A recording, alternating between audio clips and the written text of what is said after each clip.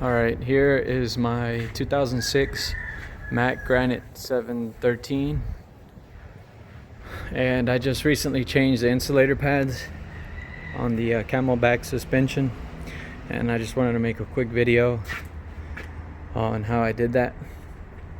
So first thing I did is I loosened up the wheel lugs, the lug nuts on both wheels, and I put a 20-ton bottle jack under the spring suspension. I'll show you where I put that. I jacked it up right here.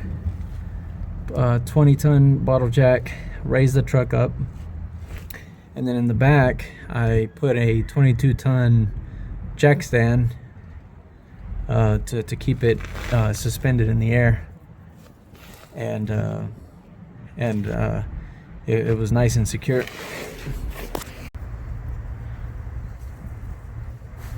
So here is the 22-ton jack stands that I got. I got these on Amazon for 150 bucks, I think. They're OTC Stinger series, model 1780. 120 bucks. I think they were not bad. Very heavy duty stuff. So they worked great for keeping the truck in the air. So after I removed the wheels, after I jacked it, removed the wheels, and that gave me a little bit more access to work back here, where I have where the insulators are. So what I did is I went and bought new bolts. So I just torched these off.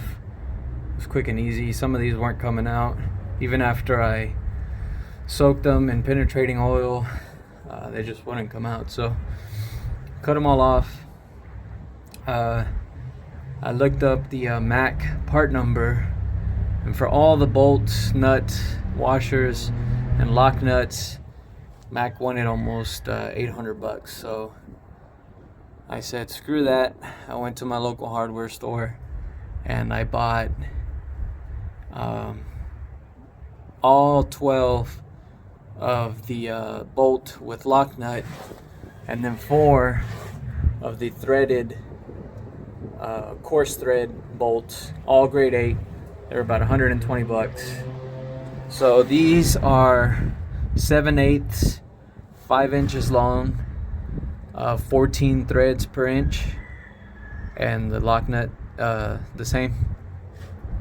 And there's 12 of these. So on the driver's side, the 2 cap screws the 2 insulator caps use bolt, washer, and the lock nut on all 4 corners. So there's 8 on this side, but on the passenger side, you have on this side of the insulator cap, it's threaded, and it's because of the housing doesn't allow for you to put a bolt in there.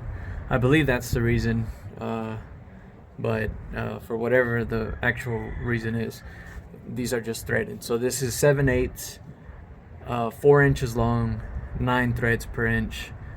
So you can buy these from Mack if you want and spend 6 times of what they would cost you at your hardware store. So anyways, I cut these off, and the cap just fell down, and I wasn't sure if this was going to be under any kind of pressure, but it's not, because when the bottle jack has the truck in the air, the spring suspension is relaxed and this can just fall out. It's heavy, so just keep your hands clear, safe, wear some gloves or something. So this fell out, and then I was able to get the bottom insulator out. But to get the top insulator, to get this top one out, what I did is I put another bottle jack on this rear insulator cap, and I jacked it up. But before I started jacking it up, I put another jack stand right under here, and this kept the axle in the air while I was jacking up the rear cap for the insulator. So what that did was it had the suspension start to tilt to one side, and when that happened, the suspension stayed. The axle housing stayed in the air because of the jack that I put up front under the wheel. The wheel housing cover, I think it's called. But the spring suspension started going down, and it gave me room to take the top insulator out. So I put the insulator back in, and I started to take off the pressure on the bottle jack, and the suspension started to go back into its position. But I noticed that the insulator was not seating correctly. So what I actually had to do was, I have a Porter Power that I bought from Harbor Freight, and I just put one side of the Porter Power on the axle housing and the other side on this Camelback spring, and then I just spread it open, and it was able to move the axle housing forward a little bit so that everything could seat correctly. So I had to do that on both sides, for front rear and the rear axle, both driver and passenger side. So if that happens to you, just invest in a Porta Power. If you don't have one, they're really handy. So once I got the top insulator in, after I relaxed the bottle jack that I had back here, I went and I put the new insulator in to the bottom cap, and then just put it into place. If you have another person to help you, it's really handy because this is very heavy. But yeah, just put the bolts back in, and these that have locking screws, you torque these to 600 foot-pounds, and these that are just threaded to 530 foot-pounds. That's what's called for in the Mack manual, so that's what I did. I'll show you a video of the insulator. Mine were in pretty bad shape. Ow, just hit myself. So this is the top insulator on one of mine. This was the driver's side. You can see how worn out that is.